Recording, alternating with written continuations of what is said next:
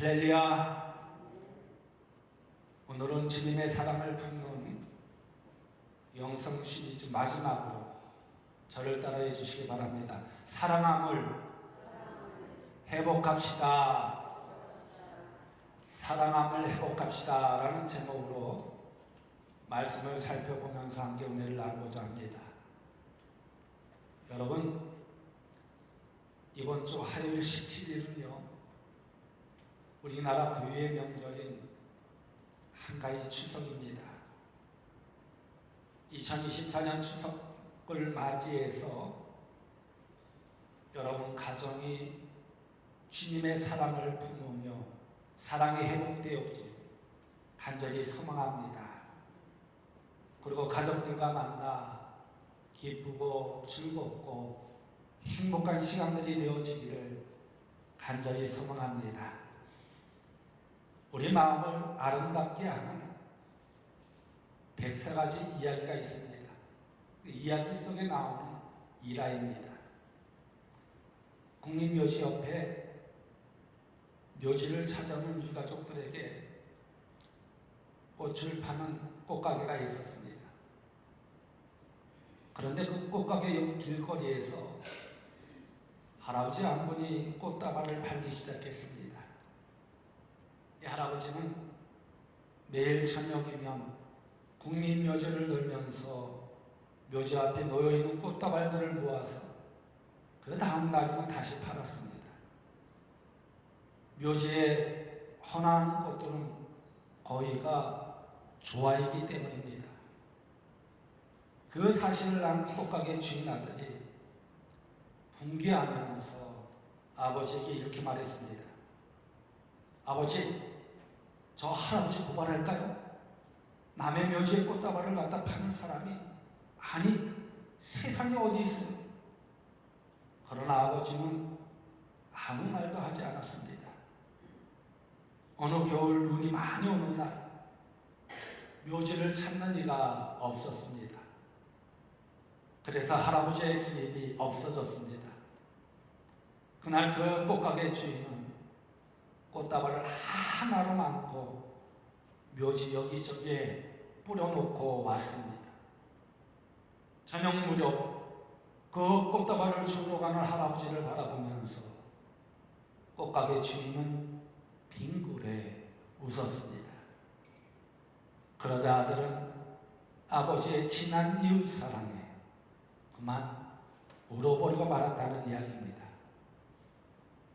여러분, 세상을 아름답게 하며 살만나게 한 것이 무엇일까요? 그것은 바로 사랑입니다. 인간 세상에 사람이 없다면 여러분 얼마나 삭막하겠습니까? 우리 하나님 아버지의 가장 훌륭한 작품은요 바로 사랑입니다. 왜냐하면 바로 하나님 당신께서 이 사랑을 실천하셨기 때문입니다. 오늘 보면 8절 말씀을 보십시오. 사랑하는 자들아 우리가 서로 사랑하자. 사랑은 하나님께 속한 것이니 사랑하는 자마다 사랑 하나님으로부터 나서 하나님을 알고 라고 하셨습니다. 이처럼 주님의 사랑을 품으며 이 시대에 회복해야 할 영성이 바로 사랑함이라는 것입니다. 그리고 사랑은요 은사 중에서 최고의 은사라고 하였습니다. 9가지 성령의 열매 중에 이 사랑이 첫 번째 나오는 모습을 볼 수 있습니다. 그래서 베드로후서 1장 말씀에서 말세의 성도들의 삶의 자세 8가지 중에서 가장 위에 있는 것도 역시 사랑이라고 하였습니다. 그리고 예수님께서 새 계명을 2가지로 가르치시면서 하나님을 사랑하는 것과 이웃을 내 몸과 같이 사랑하라고 말씀하여 주셨습니다. 그리고 기독교를 한 단어로 표현한다면 바로 사랑입니다. 그런데 왜 사랑함이라고 했는지 여러분 궁금하지 않으십니까? 사랑함을 회복합시다 라고 했는데, 왜 사랑함이라고 했는지, 그것은요, 지금까지 앞에 9가지 역시 거룩함, 자원함, 하나됨, 이렇게 됨으로 나아가고 있습니다. 이 표현은요, 행동을 따라야 하는 것이기 때문입니다. 행동으로 나타나지 않는 사랑은 차라리 책망하는 것보다 못하기 때문에 그런 것입니다. 다시 말해, 사랑함이라는 것은 사랑하는 것에서 그치는 것이 아니라 우리의 행동을 통해서 보여줘야 된다는 것입니다. 그래서 잠언 27장 5절 말씀을 보면 면책은 숨은 사람보다 나으니라 라고 했습니다. 이 말씀을 공동번역 성경에서 보면요, 속으로 사랑하는 것보다 터놓고 꾸짖는 것이 낫다라고 번역하고 있습니다. 그렇다면 여러분은 사랑을 어떻게 표현합니까? 부부간의 사랑 표현, 부모 자녀 간의 사랑 표현, 하나님께 사랑 표현이 서로 다를 것입니다.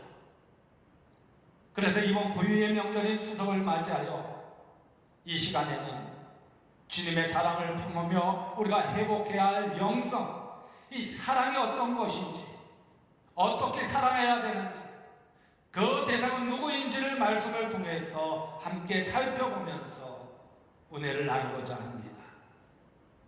그러면 우리가 회복해야 할 사랑은 어떤 것일까요? 예수님의 칭찬과 책망, 그리고 권면이 담긴 편지를 받았던 요한계시록의 7교회가 있습니다. 맨 처음으로 편지를 받은 에베소 교회는 예수님으로부터 이런 책망을 받았습니다.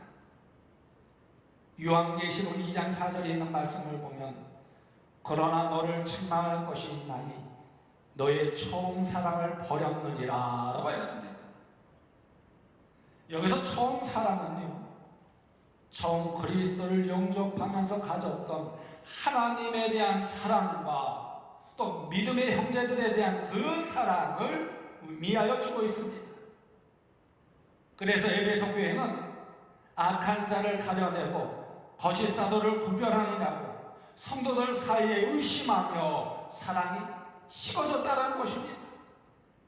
이것이 비록 교리적으로는 칭찬할 만했지만 사랑을 완전히 잃어버리고 생명 없는 형식주의로 전락해버렸다는 것입니다.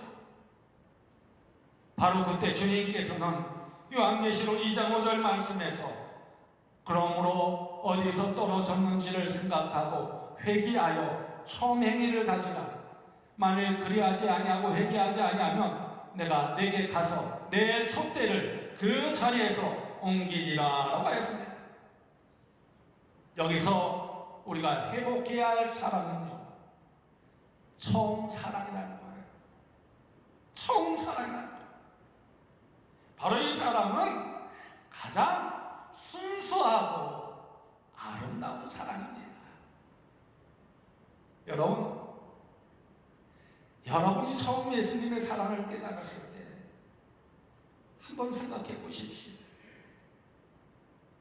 그저 막연하게 교회를 다니다가 어느 날 주님의 사랑을 깨달았을 때 그 기쁨과 감격은요, 아마도 잊지를 못할 것입니다.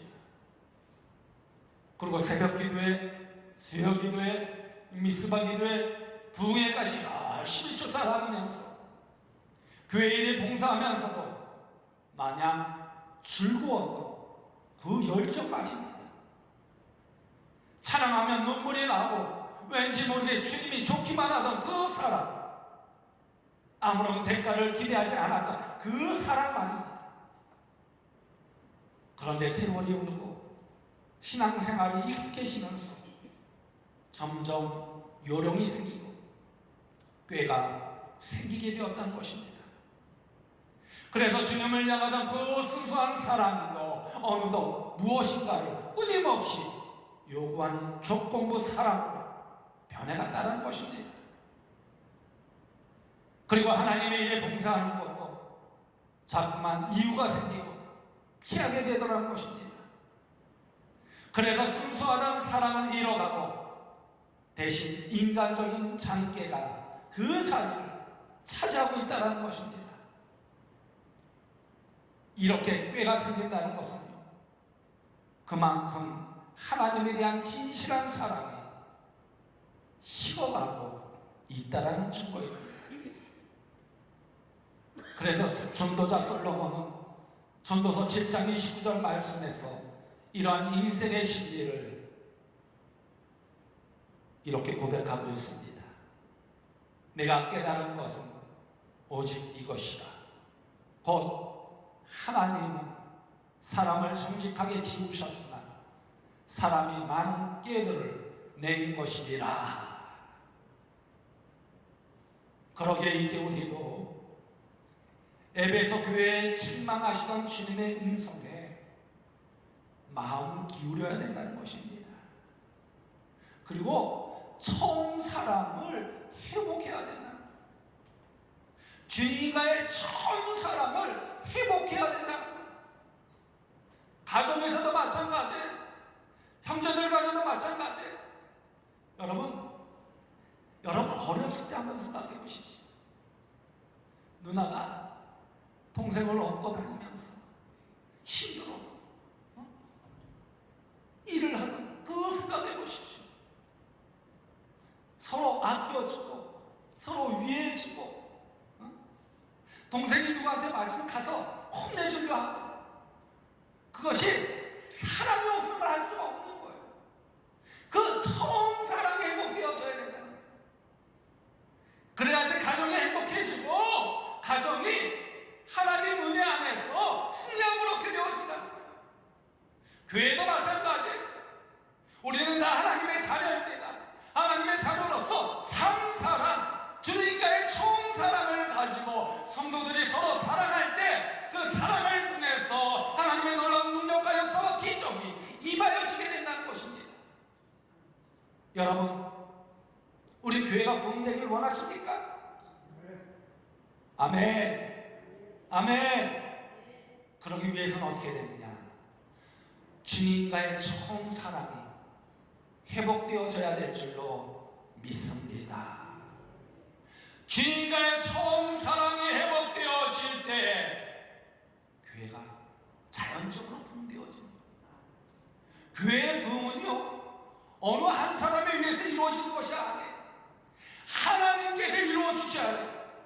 하나님께서 이루어 주셔야 되는데 우리는 어떻게 되냐? 서로 사랑, 진실된 참사랑을 가지고 성도들이 서로 위해주고 서로 배려하고 아껴줄 때 하나님께서 어떻게 해주시냐? 그 성도들의 마음을 보시고 부흥의 역사를 이루어져 주신다는 것입니다. 가정도 마찬가지예요.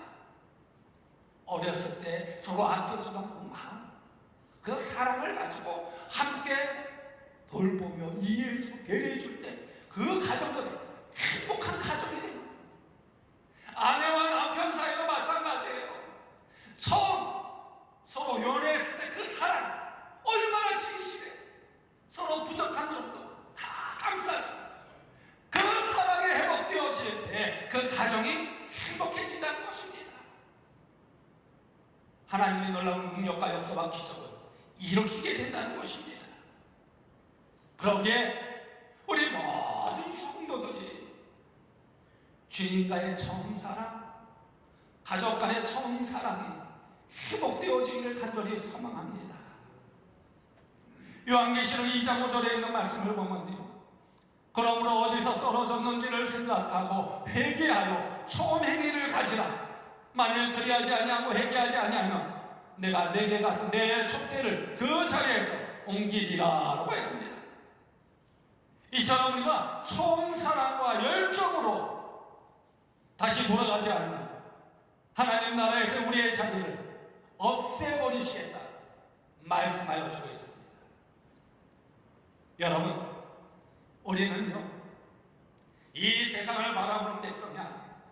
자녀가 아니에요. 영원한 하나님 나라를 바라보는 자녀인 줄 여러분 믿으시기 바랍니다. 하늘의 상급을 위해서 지금 내가 살고 있다는 거예요. 처음 사랑에서 이루어진다는 거예요. 그러기에 우리는 그 처음 사랑을 회복해야 된다는 것입니다. 처음 사랑을 회복해야 하실 때 가족이 회복되어지고 교회가 회복되어지고 이 사회가 회복되어진다는 것입니다. 그렇다면 여러분이 회복해야 할 사랑의 자리는 과연 어디일까요? 조금 전에 말씀드렸듯이 바로 가정과 이웃과 교회라는 것입니다. 여러분, 소 잃고 왜 안 고친다는 말이 있지요. 소 잃고 왜 안 고친다. 마찬가지로요, 하나님의 징계를 받고 여러분 돌아서지 말고 지금 기회가 있을 때 처음 그 자리로 돌아가시기 바랍니다. 여러분, 죽고 난 다음에요, 아무리 후회하자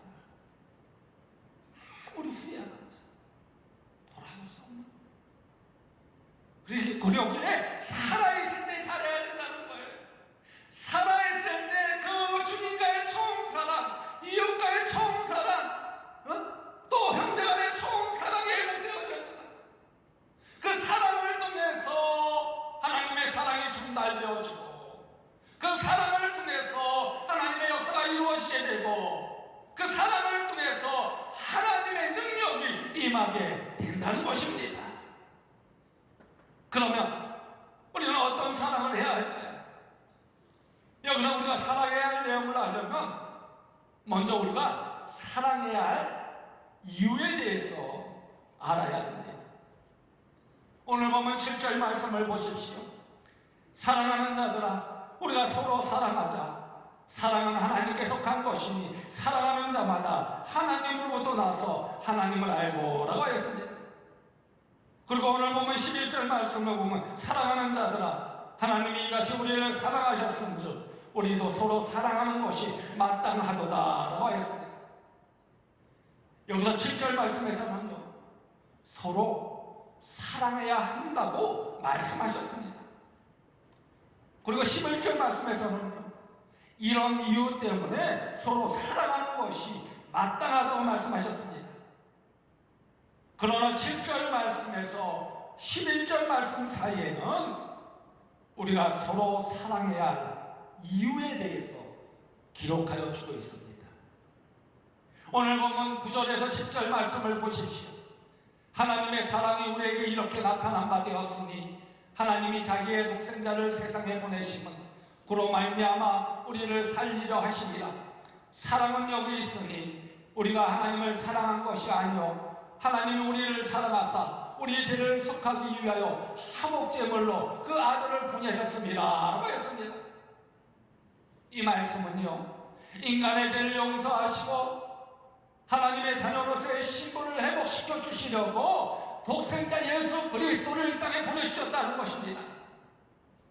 독생자 예수 그리스도를 통해서 하나님의 사랑이 나타나게 되었다는 거예요. 그 사랑을 기억하라는 거예요. 그 사랑을 실천하라는 것입니다. 하나님은 이같이 사랑하셨는데 우리는 어떻습니까? 조그만 것 가지고 서로 얼굴 붉히고 불신하고 하나님이 보실 때 어떨까요? 참 한심하다 라고 생각하지 않겠다는 거예요. 그러기에 우리는 온전히 주님을 바라보며 주님의 사랑을 품으며 나아가야 된다는 거예요. 그럴 때 어떻게 진실된 사랑, 참 사랑을 실천할 수 있게 돼. 처음 사랑을 실천할 수 있게 돼. 처음 사랑을 실천할 때 하늘의 상급을 얻게 될 뿐만 아니라 하늘의 능력과 역사를 경험하게 되고 그 사랑 안에서 풍성한 열매를 맺게 된다는 것입니다. 이번 추석 한가위 명절을 통해서 그 사랑의 열매가 여러분 가정 위에 가득하여지기를 간절히 소망합니다. 이 교회 위에 가득하여지기를 간절히 소망합니다. 또 우리 이웃에 가득하여지기를 간절히 소망합니다. 그래서 하나님이 주신 그 참사랑을 통해서 복된 열매들이, 하나님의 능력과 하나님의 역사들이 임하여지기를 간절히 소망합니다. 그렇다면 우리는 어떤 사랑을 해야 할까요? 요한복음 13장 34절의 말씀을 보면요, 새 계명을 너희에게 주노니 서로 사랑하라. 내가 너희를 사랑한 것 같이 너희도 서로 사랑하라 라고 했습니다. 이 말씀은 예수님의 희생적인 사랑을 받은 사람은 그 사랑의 힘으로 어떻게 해야 되느냐? 서로 사랑해야 된다는 거예요. 얼굴 붉히는 것이 아니라, 미워하는 것이 아니라, 왼수처럼 여기는 것이 아니라 서로 사랑해야 된다는 것입니다. 그러면 서로 사랑하는 범위는 어디까지일까요? 요한복음 15장 13절에서 14절의 말씀을 보면요, 사람이 친구를 위하여 자기 목숨을 버리면 이보다 더 큰 사랑이 없나니 너희는 내가 명하는 대로 행하면 곧 나의 친구라. 이제부터는 너희를 종이라 하지 아니하리니 종은 주인이 하는 것을 알지 못함이라. 너희를 친구라 하였노니 내가 내 아버지께 들은 것을 다 너희에게 알게 하였습니다 라고 했습니다. 여기서 사랑의 범위는 목숨을 줄 수 있는 것까지 하라는 거예요. 목숨을 줄 수 있는 것까지 하라는 것입니다. 아마도 여러분은 바로 이것이 너무 현실성이 없다고 생각하시는 분이 계실 것입니다. 그러나 요한복음 13장 14절의 말씀을 보면 내가 주와 또는 선생이 되어 너희 발을 씻었으니 너희도 서로 발을 씻어주는 것이 옳으니라 라고 했습니다. 빌립보서 2장 3절에 있는 말씀을 보면 아무 일에든지 다툼이나 허용으로 하지 말고 오직 겸손한 마음으로 각각 자기보다 남을 낮게 여기고 라고 했습니다. 여기서 서로 발을 씻기고 남을 나보다 나은 사람으로 여기는 것은 바로 겸손한 사랑이라는 거예요. 섬기는 사랑이라는 거예요. 다시 말해, 겸손한 사랑을 가지고 그 처음 사랑을 나누라는 거예요. 베풀라는 거예요. 섬기는 마음으로 사랑하라는 거예요. 그 사랑을 나타낼 때 사랑의 열매를 맺게 되어지고 하나님의 능력과 하나님의 역사가 그곳에 임하게 된다는 것입니다.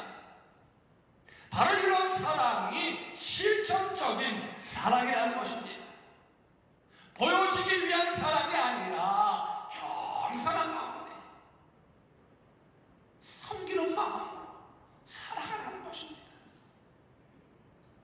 여러분, 사랑은 이론이 아닙니다. 사랑은 실천하는 행동입니다. 행동이 없으면 그 사랑의 열매를 맺지 못하게 된다는 거예요.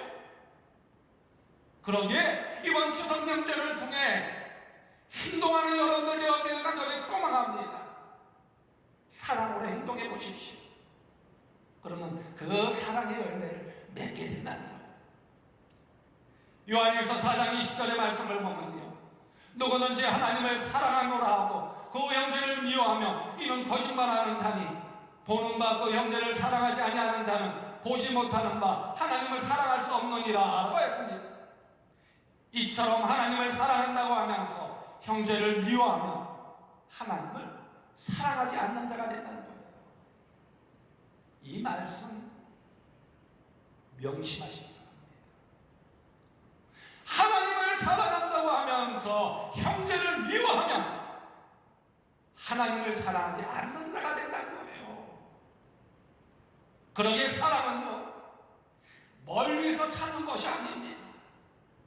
바로 내 가까이에 있는 아내, 남편, 자녀들, 부모님, 형제, 자매, 믿음의 가족들에서 먼저 찾으라는 거예요.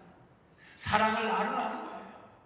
겸손하게 섬기는 마음으로 사랑하라는 것입니다. 돌보라는 것입니다. 나누고 베풀고 봉사할 때 그 사랑을 통해서 아름다운 열매를 맺을 뿐만 아니라 하나님의 축복이 그것에 임하여지게 된다는 것입니다. 이번 추석 명절 한번 실천해 보십시오. 분명 그 가정 위에 하나님의 놀라운 능력과 역사가 임하여 질 줄로 믿습니다. 그러면 누구를 어떻게 사랑해야 할까요? 물론 사랑의 대상은요, 우리가 알고 있는 모든 사랑입니다. 여러분, 원수도 사랑하라고 하셨는데 그 사랑의 대상에 제한이 있을 수 있을까요? 없어요. 서로 사랑하라는 말씀대로 서로 간에 깊은 신앙적인 사랑이 있어야 된다는 것입니다. 그러기 위해 주님의 사랑을 품으며 주님께서 가르치신 계명대로 내 이웃을 내 몸처럼 사랑하라는 것입니다. 그런데요, 더욱 관심을 가지고 힘써야 할 사랑의 대상이 있습니다. 바로 이 사랑은 주님이 알아주시고 갚아주시는 사랑이라고 말씀하셨습니다. 마태복음 25장 40절의 말씀을 보면 임금이 대답하여 이르시되 내가 진실로 너에게 이르노니 너희가 여기 내 형제 중에 지독히 작은 자 하나에게 한 것이 곧 내게 한 것이니라 라고 했습니다. 여기서 지독히 작은 자는 소외되고 인격적으로 무시가 나는 존재입니다. 좀 더 자세하게 누가복음 14장 12절에서 14절 말씀을 보면요, 또 자기를 청한 자에게 이르시되 내가 점심이나 저녁이나 베풀거든 벗이나 형제나 친척이나 부한 이웃을 청하지 말라. 두렵건대 그 사람들이 너를 도로 청하여 내게 갚음이 될까 하노라. 잔치를 베풀거든 차라리 가난한 자들과 몸 불편한 자들과 전원자들과 맹인들을 청하라. 그리하면 그들이 갚을 것이 없으므로 내게 복이 되리니 이는 위인들의 부활 시에 내가 갚음을 받겠습니다 하시더라 라고 했습니다. 이 말씀은 대가를 기대하고 베풀거나 사랑하지 말라는 거예요. 대가를 기대하고 베풀거나 사랑하지 말라는 거예요. 이런 사랑은 조건부적인 사랑입니다. 내가 너에게 하나를 주었으니까 너도 나에게 하나를 주어야 된다는 거예요. 여러분, 연인들이 사랑할 때 이 조건적인 사랑을 하는 모습을 봤나요? 아, 요즘 MZ세대들은 그런 사랑을 하더라고요. 그런데 우리 순수한 마음을 가지고 사랑할 때 그런 사랑을 할 수 있어요. 무조건적인 사랑. 그저 사랑하기. 뭐라도 사주고 싶고 아껴주고 싶고 아프다고 하면 어떻게 해서든지 그냥 내가 아파하는 것이 더 좋을 거예요.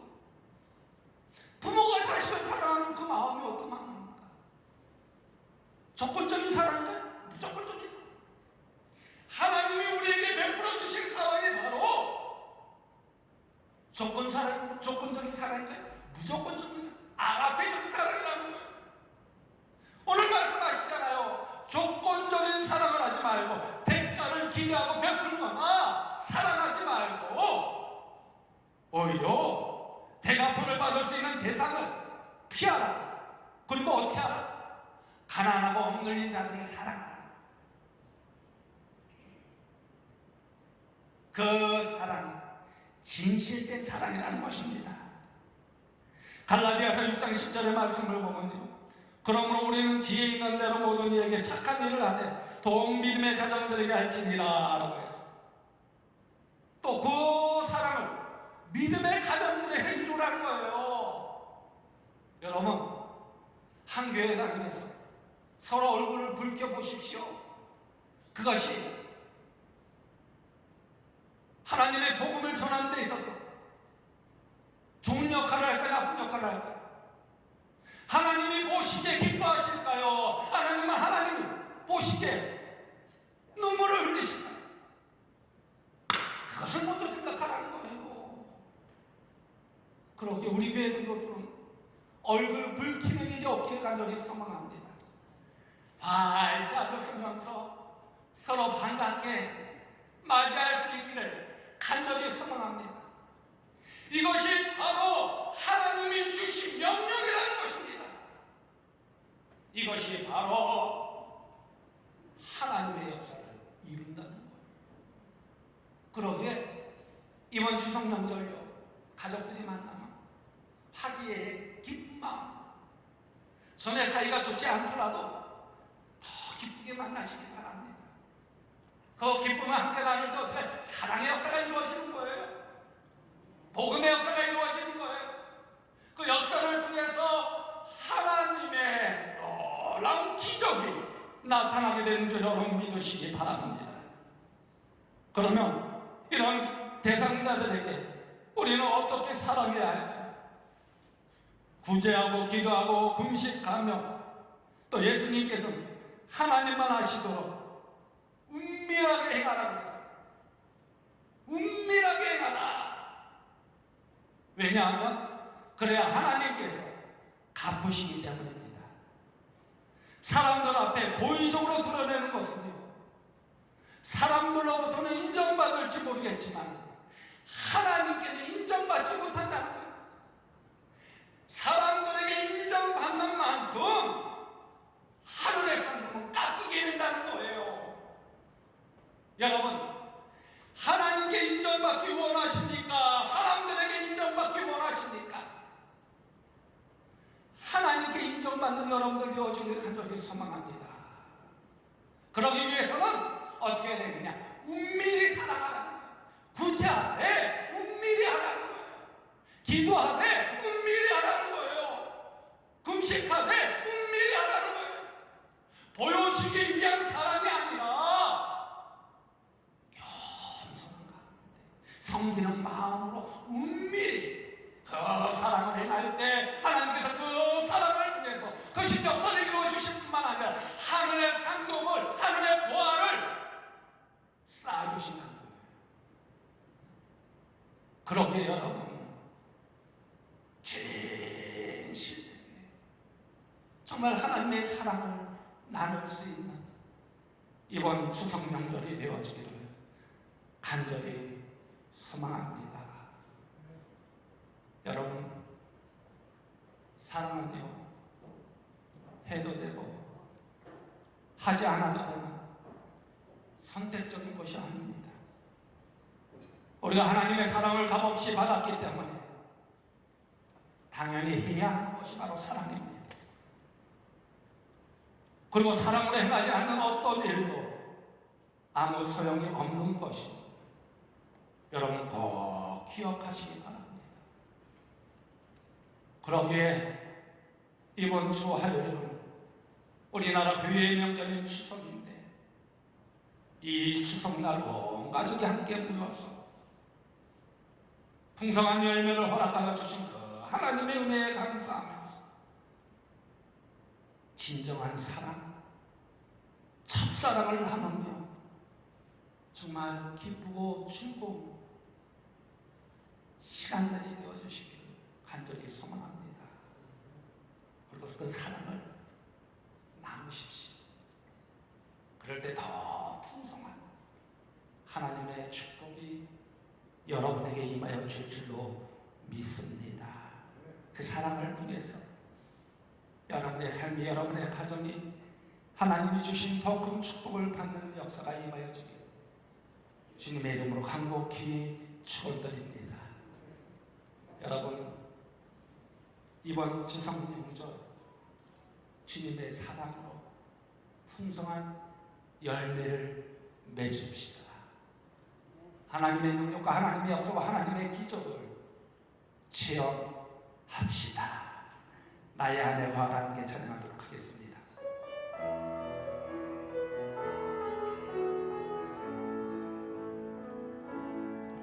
나의 안에 거하라. 나는 내 하나님이니 모든 한랑 가운데 너를 지키는 자라. 두려워하지 말라. 내가 널 도와주리니 놀라지 말라. 내 손 잡아주리라. 내가 너를 지명하라.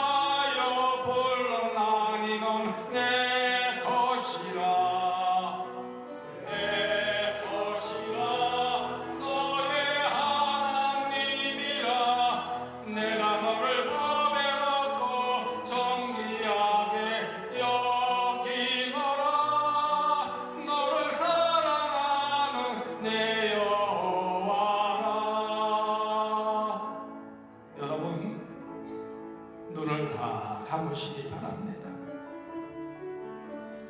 그리고 여러분, 세상을 아름답게 하며 살만나게 하는 것은 바로 사랑이라고 하였습니다. 사랑은 은사 중에서도 최고의 은사이며 성령의 열매 중에서도 첫 번째입니다.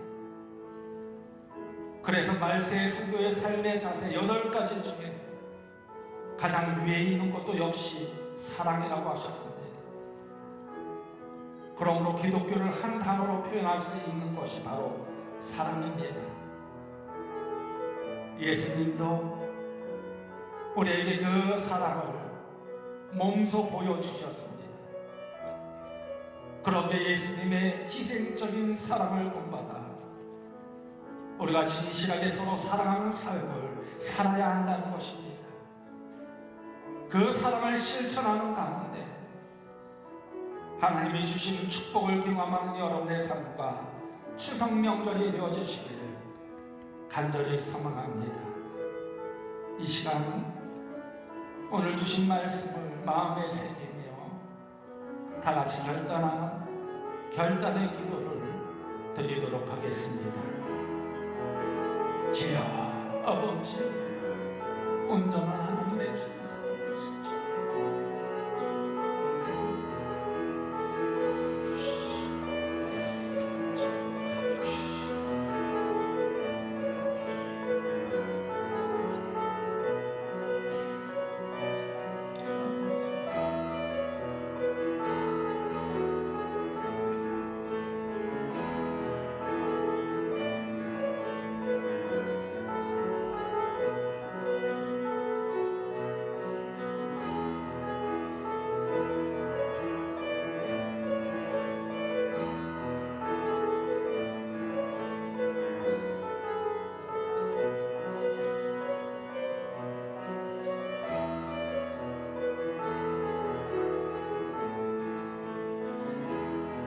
언제나 우리를 사랑하시는 하나님,